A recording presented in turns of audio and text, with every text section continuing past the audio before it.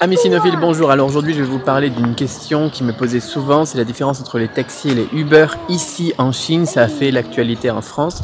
On me demandait mon avis et bien sûr comment ça se passe en Chine. Alors aujourd'hui je dois passer donc à l'hôpital pour ramener un petit peu de nid d'hirondelle à ma belle-mère. On pourra parler du nid d'hirondelle dans d'autres vidéos. Et donc, on va tester taxi et Uber. Alors, pas exactement Uber, mais un service de VTC typiquement chinois. Parce que Uber en Chine, pour l'instant, ça marche pas terrible. Commençons par le taxi. Alors, il faut savoir que pour appeler un taxi, il y a plusieurs possibilités. Soit on l'appelle dans la rue avec un signe de main. Il y a du vent, là, j'espère que vous m'entendez bien. Soit on utilise une application sur smartphone et il vient vous chercher à la maison. Alors comme nous ici c'est pas pratique, après il doit faire demi-tour et qu'ils ont fait exploser un pont ici et du coup qu'on va avoir 1 heure de bouchon si je prends le taxi en partant de la maison, je vais descendre donc en bas de la résidence et aller de l'autre côté de la rue. Ça me fera économiser beaucoup de temps et un peu d'argent. Alors pendant que je marche, puisque je m'ennuie, je vais continuer cette vidéo. Les taxis, on a un gros avantage en Chine, c'est que c'est super pas cher. Ici le prix de départ à Guiyang, on est à 8 yuan pour les 3 premiers kilomètres si je ne m'abuse, ce qui fait à peu près donc 1,20 €. C'est le prix, même pas le prix d'un ticket de bus en France. Donc quand on doit aller pas loin, par exemple se déplacer au centre-ville ou n'importe quoi, c'est super intéressant. Alors, une problématique qu'on a ici à Guiyang, c'est comme à Paris d'ailleurs, c'est que il n'y a pas. C'est que ici, eh bien, on n'a pas suffisamment de taxis. C'est chiant le vent. Faudrait que je rajoute une petite bonnette anti-vent là sur la petite Xiaomi. On y va ?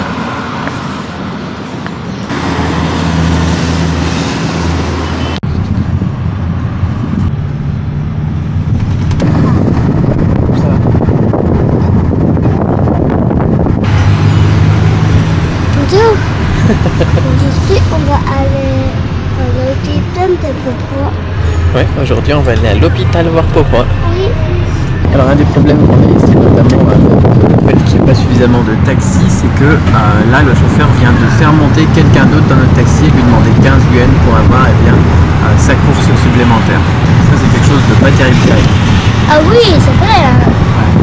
Donc niveau qualitatif c'est pas super, après vous avez pu voir un petit peu, c'est pas super clean à l'intérieur non plus. Les housses qui doivent être changées normalement tous les jours ne le sont pas, parfois elles sont pas changées pendant des mois, là encore ça va, on a de la chance. La voiture est pas terrible, mais bon on arrive à destination pour un prix raisonnable. Ah oui,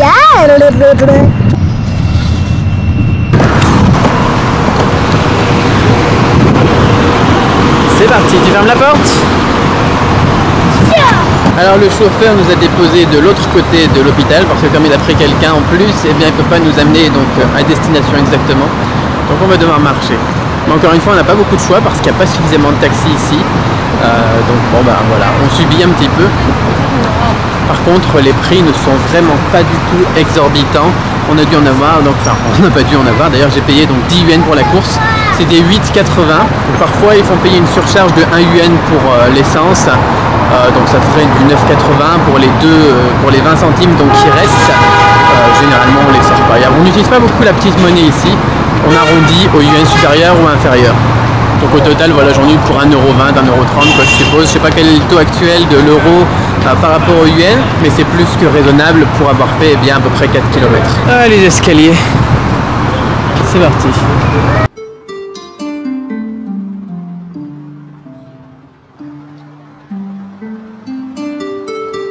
Et voilà, nous voilà arrivés à destination. Je vous retrouve tout à l'heure pour parler des VTC.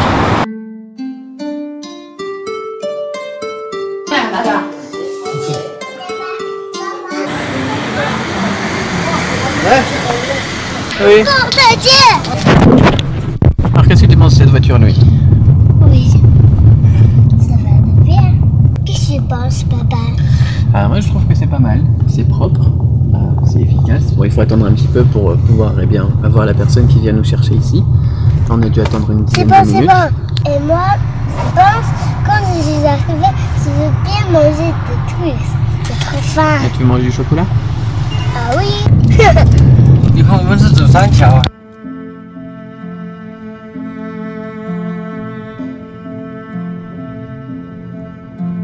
Et voilà, c'est toute une autre qualité de service. Alors normalement, ils doivent ouvrir la porte, comme les chauffeurs un petit peu Uber, donc que je prends pas ici, ça existe, mais ça a l'air tout pourri. Mais bon, on a vraiment une autre qualité de service. Par contre au niveau du prix, je vais regarder ça donc dans quelques minutes et vous dire ça, c'est un petit peu plus cher. Rien que les frais de prise en charge, on doit être déjà à 16 yuan, donc à 2 euros. Bon, bien évidemment, c'est rien comparé à la France, mais c'est donc plus cher que le taxi, beaucoup plus cher que le taxi. Voilà, alors j'en ai eu pour 34 yuan, ce qui fait à peu près 4 euros, ce qui est quand même beaucoup plus cher qu'un ticket de bus. Ce que j'avais fait, c'est quand ils ont lancé le service il y a 1 an ou 2, ils faisaient une offre spéciale où on rechargeait son compte et puis ils offraient la même quantité que ce qu'on avait rechargé, donc en crédit. C'est-à-dire que au final, moi tout ce que je paye, c'est à 50%. Donc vu comme ça, la course à 2 euros pour une qualité de service et où on est envoyé vraiment de porte à porte, transporté de porte à porte, ça vaut le coup. Mais sinon, c'est peut-être un petit peu cher. Enfin, ça dépend des budgets après. Putain, tous les ascenseurs ils sont cassés, c'est terrible.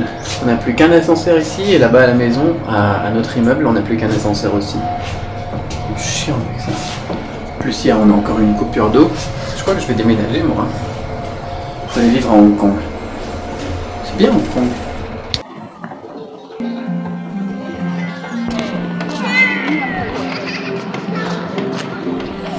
Qu'est-ce qui fait beau en tout cas par contre, ça c'est dingue ça. On a eu une vague de froid la semaine dernière, avec la censure et tout ça, je pouvais vraiment rien faire au niveau des vidéos. C'était pas motivant, on pouvait pas aller sur internet, et puis voilà, il pleuvait tout le temps et tout ça, enfin bon. Là ça fait du bien, on repart sur des bonnes bases. Faut savoir qu'ici l'été à Guyane ça dure, enfin l'été, et le beau temps comme ça, c'est l'été en fait on va dire, du printemps jusqu'à l'automne quoi. Donc on a 2-3 mois d'hiver humides et complètement dégueulasses, mais alors là maintenant on est parti pour 9 mois où on veut bien profiter. Alors je vous parlais donc des taxis, donc je vais vous montrer un petit peu, grosso modo, vous avez pu voir. Voilà, c'est pas mal, c'est pas mal. Les Shenzhou Duanche, c'est donc les VTC ici les plus courants, c'est génial. Ils ont vraiment bien réussi à rentrer sur le marché avec un très bon marketing. Voilà, le fait d'offrir un service de qualité comme ça et d'avoir commencé en faisant tout à 50%. Et ils ont fait tout doucement en fait.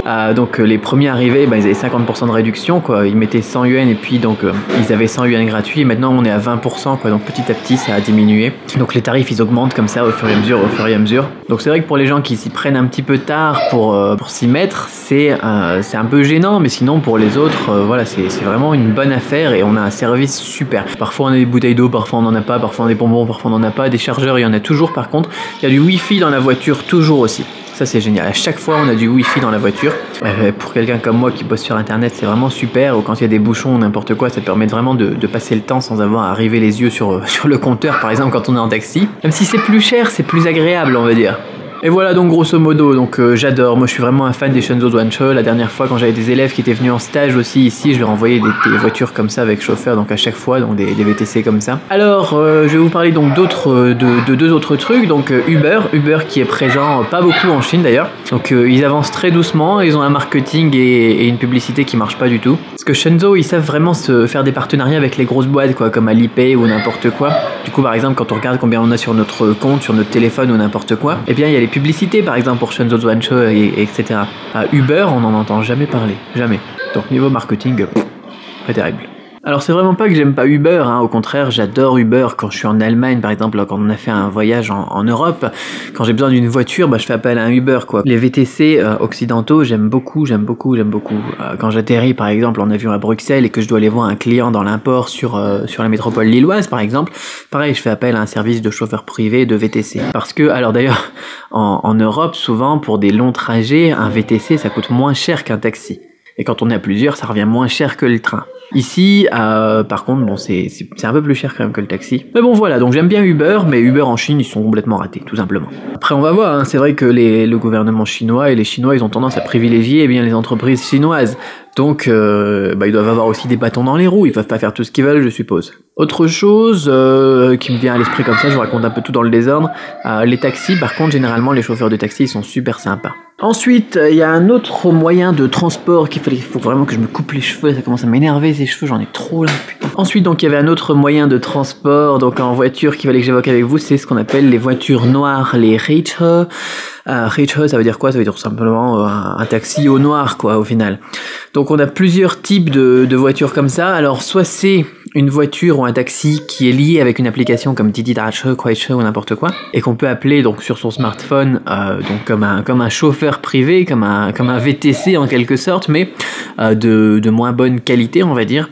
où les frais seront bien moins chers que les taxis et encore bien moins chers que les VTC. Et on a l'autre variante complètement illégale, qui est tout simplement les chauffeurs de voitures, donc des voitures généralement un peu pourries, qui vous proposent de vous prendre quand ils voient que vous appelez un taxi dans la rue, et comme il n'y a pas beaucoup de taxis, on n'a pas suffisamment comme je vous le disais, ils s'arrêtent devant vous et puis ils vous disent moi je t'emmène quoi. Et la course est généralement à 10 yuan, peu importe la distance. Alors ça dépend aussi des horaires. Si on est en heure de pointe, faut négocier le prix quoi. Ça peut monter à 15 yuan, 20 yuan, 30 yuan. Encore une fois, ce problème de l'illégalité des voitures noires, ce qu'on appelle les voitures noires, des taxis au noir, ou je sais pas comment est-ce qu'on appellerait ça en français, c'est dû au fait qu'on n'a pas suffisamment de taxis ici, donc sur Goyang.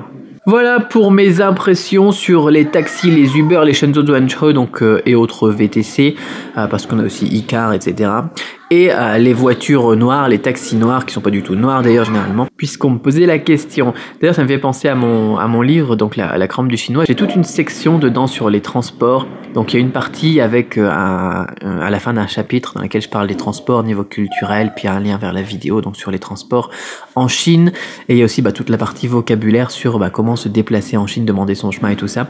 Si ce livre vous intéresse et que vous n'êtes pas encore mis au chinois et que la langue vous attire, mais que vous savez pas vraiment si c'est fait pour vous ou pas, aussi c'est si difficile que ça, mon petit livre, vous pouvez l'obtenir gratuitement avec le lien qui est dans la description. Ça s'appelle La crampe du chinois.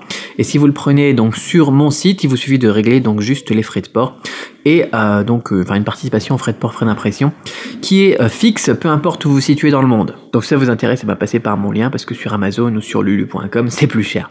Voilà, sur ce je vous dis à demain pour une autre vidéo comme d'habitude. On va parler culture, on va parler chinois et tout ça. Abonnez-vous à la chaîne, faites-le vraiment, ça compte beaucoup pour moi. On a dépassé les 5000 abonnés, on va très vite sur les 6000. Faut qu'on atteigne les 10 000. Ça fait plaisir d'avoir une si grosse communauté de passionnés de Chine et chinois. Vraiment ça me fait plaisir, donc ça compte beaucoup pour moi. Abonnez-vous si c'est pas déjà fait. Allez, à demain, bye bye.